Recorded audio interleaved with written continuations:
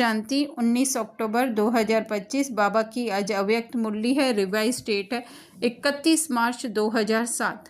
Heading है सपूत बन अपनी सूरत से बाप की सूरत दिखाना। निर्माण सेवा के साथ निर्मल वाणी, निर्माण स्थिति का बैलेंस रखना। तो आज बाबा जो है अविनाशी भाग्य की रेखाएं हर एक की देख रहे थे। फिर बाबा 3 खाते जो है वो कह रहे थे चेक करने के लिए कि एक तो है वो स्व पुरुषार्थ के द्वारा, दूसरा दुआओं के द्वारा, और तीसरा जो सेवा में सदा निस्वार्थ भाव और मैंपन नहीं होना चाहिए। तो दुआएं मिलेंगी हर एक को संतुष्ट करने से और संतुष्ट रहने से।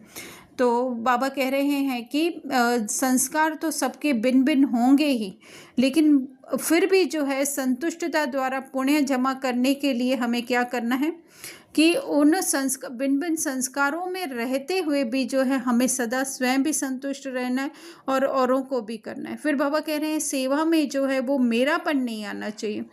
तो रॉयल मेरापन के लिए भी बाबा बहुत कह रहे हैं कि मेरेपन की जो है वो लिस्ट बड़ी लंबी है और सूक्ष्म भी है। तो पुरुषार्थ से जो है यथाशक्ति हर एक जो है अपना अपना खाता जमा कर रहे हैं, लेकिन दुआओं का खाता और पुण्य का खाता अभी जमा करने की आवश्यकता है।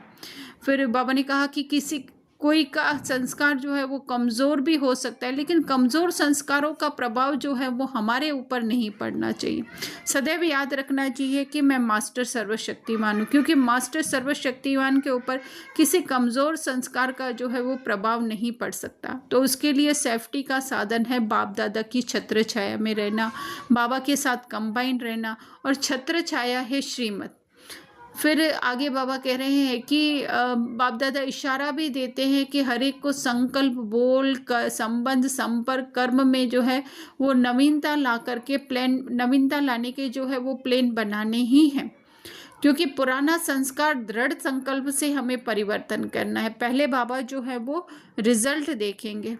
अगर किसी को मैं और हद का मेरापन से न्यारा होना है, तो न्यारा होता हुआ देखना है, तो या तो बाप दादा को देखो या फिर दादी को देखो, क्योंकि ब्रह्मा बाबा के लिए तो कहते हैं कि उनमें बाबा की प्रवेशता थी, लेकिन दादी तो आपकी तरह ही स्टूडेंट थी और सेवा में थी।